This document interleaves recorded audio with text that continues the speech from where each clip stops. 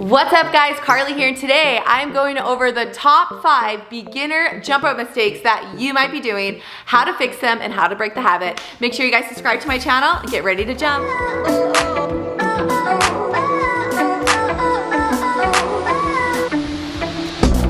Welcome back. Thanks for joining me on the 5 common jump rope mistakes that you might be doing. For those of you that don't know who I am a former competitive jump roper as well as fitness and jump rope coach.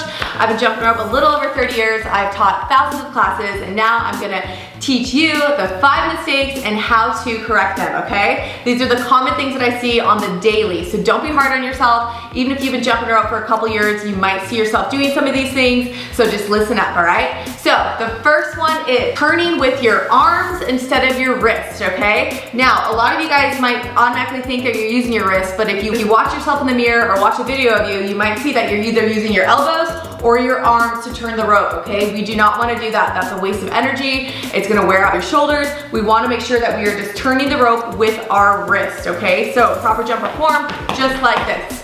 It's all in the wrist, all right? So check that one. All right, number 2 is jumping either with a tuck or hunched over, okay? So a lot of you guys will start off turning the rope and you'll be so worried about tripping over the rope that you'll start jumping like this.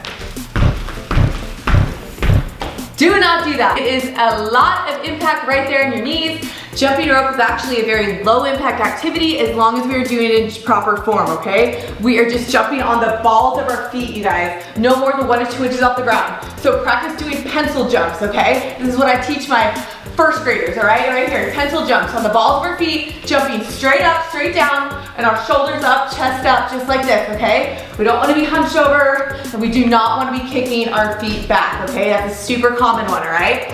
So check your form on that one. If you find yourself kicking your feet back, start back over, drop the rope, and just practice your pencil jumps, okay? Just like that. All right, number 3 is double bounce, okay?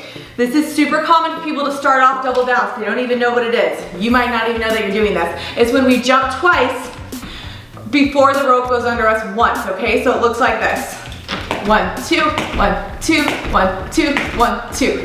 All right, it's an extremely hard habit to break once you get in that momentum, okay? And the reason why we don't want to be doing double bouncing, if you ever want to add in any speed or if you want to add in any tricks, crosses, you can't do it in a double bounce, okay? So what you'll want to do is drop the rope, just count out loud your jumps. 1, 2, 3. You want to speed up your jumps because if you're speeding up your jumps, you aren't going to have time to jump twice in between, okay? So just practice saying it out loud. It really helps to connect your mind to body when you say the number out loud, okay? 1, 2, 3, 4, 5, 6, 7, all right? And then add in your jump rope, okay? If you find yourself doing the double bounce again, drop the rope, go back to counting, speed up your jumps, okay? All right, and number 4 is jump rope length, okay? Jump rope length is a big one that people get tripped up on and they don't even realize that it's the jump rope length, okay? So, for about 95% of you guys, I would say actually 98% of you, this is gonna be a great jump rope length to start it. When you stand on the rope with 1 or 2 feet, honestly, it really doesn't make that big of a difference. And you bring the jump rope handles, you want them somewhere right around your armpit area, okay? Generally, that's gonna be a great length for you. The reason why people go shorter is when they wanna do speed and go faster, and you really don't wanna go any higher than this, okay? So, here's the thing.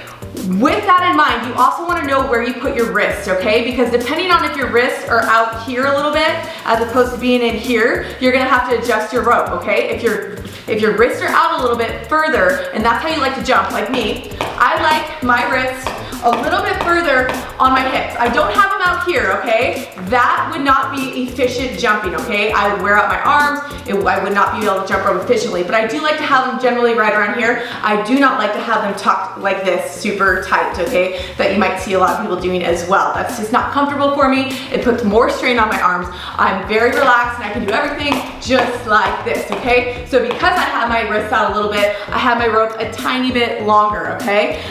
Just to compensate for that. And as you can see, a lot of times when beginners start jumping rope, they won't notice, but their arms will slowly start to go out, and then they start tripping over the rope. They don't know why. It's because the rope gets shorter. So as you can see, if I have my rope in front of me and my arms start to go out, the rope gets shorter and I will trip over my rope, okay? So just keep that in mind. If you find yourself tripping, you don't know why, your arms might be drifting out, causing you to trip over the rope, okay? So definitely make sure that you have your wrists somewhere around your hip area. and then you can adjust your rope appropriately.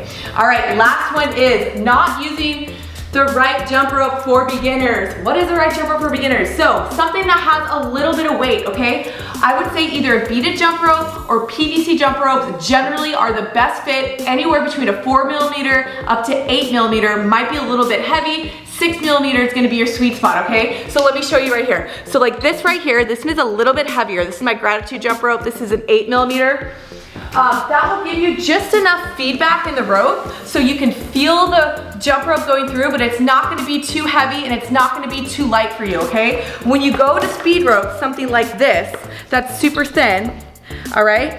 It's really, really hard to learn on that because it's so light that you can't feel the rope going around you. So if you don't already have your natural rhythm established, it's gonna be harder to learn on those, okay? And just make sure that when you do start jumping rope, you're using the same rope each time, okay? It's really gonna help you click and get that natural rhythm down. And then once you get that down, you can switch up your ropes if you like. And if you guys are interested, I got my own line right here, Gratitude ropes. Start your workout with Gratitude. I have a couple different sets that are 3-in-1 jump rope sets. They're great for speed, strength, agility, all of that good stuff. You basically can customize it and it is good for all level of fitness. All right guys, I hope this was helpful for you. If it was, make sure you give me some love down here in the comments. I get back to each and every single one of you guys and I hope you have a rad day. Thanks guys, peace.